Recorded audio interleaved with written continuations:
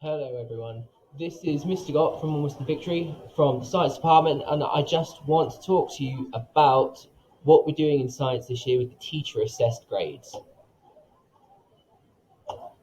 So our assessment plan is to give each of the students all 6 of the science GCSE papers. These are the papers from last November that all of the year 11s from last year would have sat had they not been happy with their grades. The reason we've decided to do this is because they have mark schemes, they were written by the exam board, and they also have grade boundaries. So it gives us a really accurate idea of exactly how able each of the students are. And it gives us the chance to give each of our students the most appropriate grade for their ability, and it gives them the chance to really strive to do as well as possible. These papers will be sat from the next, for 2 weeks from next Monday. So the first paper is next Tuesday, then Wednesday, then Thursday, then the following Tuesday, Wednesday, Thursday. And we know that that's quite close together, but it's not the end of the world, and the kids they'll be absolutely fine. They're used to having science back to back. After they've finished, they will then have the opportunity to use some of our lessons for some of the careers things that are coming their way, and also for their maths lessons. To provide the grades that we're planning on giving the students this year, we are going to use this evidence. The exam boards and the government are asking us to provide a portfolio of evidence for each of the students. Now, we all know that students don't always get their best day on an exam, so we want to include as much evidence as possible to demonstrate exactly how able each of our students is. So we're going to use the end of unit tests from year 9 to year 11. We've got data from all of this, and a lot of them are in folders. We're going to use the mocks from last November that students sat, and we're going to be using our April-May 2021 papers also. This gives every one of our year 11 students the opportunity to do as well as possible and get the grade that they really do deserve. And the grade that they will get will be reflective of the hard work that they've all put in.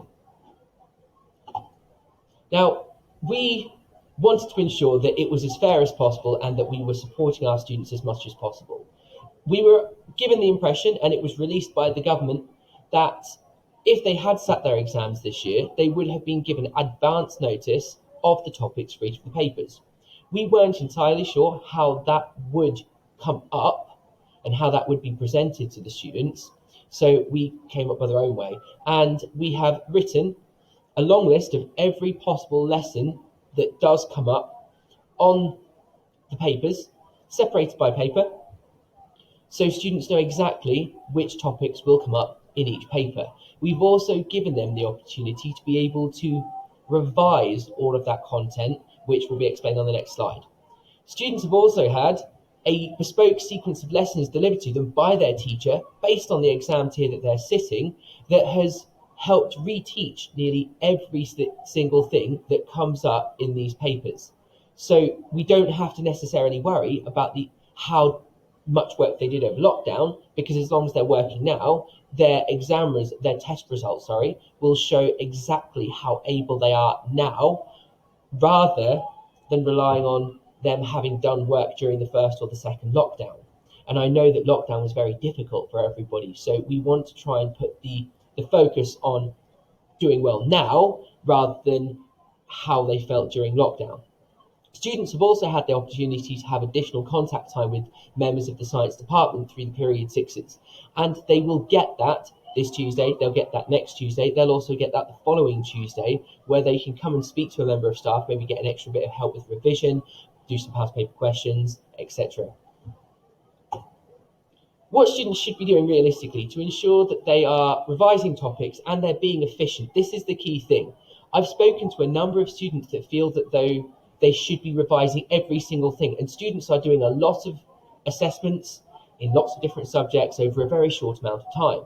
So I have suggested to students that the best way they should work for science is to do the following things. On the bespoke topic sequence that I've given all of the students, it's available on Google Classroom, they should watch one of the videos that are associated with the topic title. If they are watching this video and the content sounds very familiar, that shouldn't be revised as a priority because they probably know it for the most part. If during the video the content sounds incredibly unfamiliar, almost like somebody's trying to speak Greek at them, maybe they don't know it very well. And if that's how they feel, if they don't feel confident, that is the stuff they should revise as a priority. Nobody was ever going to be able to revise every single thing for every single exam and go in feeling completely prepared. And the students won't go into their tests feeling really prepared. But they can go in feeling as prepared as possible by using their time efficiently and not working themselves into the ground. It's important that during this assessment window, students are resting and taking time away from schoolwork. We know how difficult and how stressful these tests can be, and we completely appreciate that. Everybody is human. So we want students to just use their time as effectively and efficiently as possible. If they're going to revise a topic, my advice would be for them to use either the Seneca link, where they can access that specific topic via Seneca and do some activities which are very active, or they can find the textbook topic link and do the questions from there, or they can do some past paper questions associated with it as well. Those three things really are the most effective things they can do to revise the science.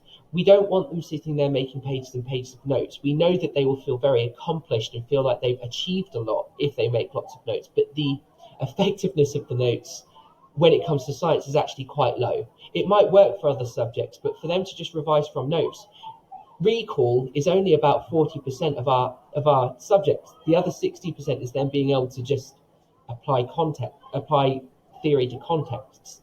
So they need to be more active in their revision. If they are doing this at home over the next couple of weeks, they will find that they are feeling a lot more confident for the tests than if they'd done nothing, basically. Now, if any of our teachers have got any specific concerns, they will get in contact. We've been asked to get in touch if there are any specific concerns. However, if you wish to get in contact with us, please contact us via the school's email address or give us a call. Obviously, if you call, odds are we're going to be teaching. If you email us asking for a call back, we can get in touch with you. That way, we can obviously arrange times so that you're not ringing reception, we're teaching, then we're ringing you back, you're not able to answer, etc. It's a very vicious circle. On the screen, you've got the teachers for each of the sets and the email address for that specific teacher. If there are any questions, just in general, you can contact myself, Mr. Gott, or Mr. Kendrick Erickson on those email addresses also. Thank you very much.